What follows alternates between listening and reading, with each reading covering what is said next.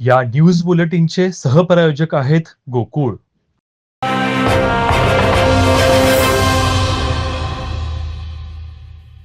उसगाव येथील new institute of technology अर्थात NIT इथं महाराष्ट्र राज्य तंत्र शिक्षण मंडळाच्या वतीनं राज्यस्तरीय प्रोजेक्ट स्पर्धा उत्साहात पार पडली.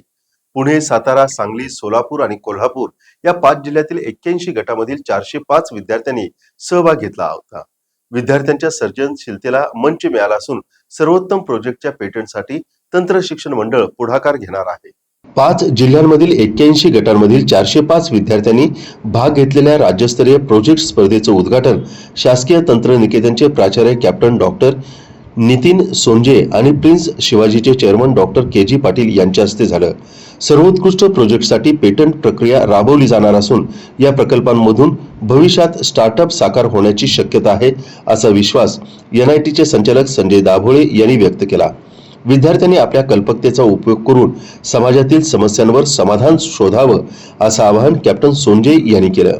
BG बोराडे यांनी स्पर्धेतील उत्साही सहभागाबद्दल समाधान व्यक्त केलं. प्रकल्प परीक्षणासाठी शासकीय अभियांत्रिकी कॉलेजचे कराडचे प्राचार्य VN कुलकर्णी, COEPचे प्राध्यापक महेंद्र साबळे, उद्योजक विलास तावडे आणि संजीव गोखले यांनी विशेष योगदान दिलं. सूत्रसंचालन संग्रामसिंह पाटील यांनी केलं तर नितीन पाटील यांनी आभार मानले.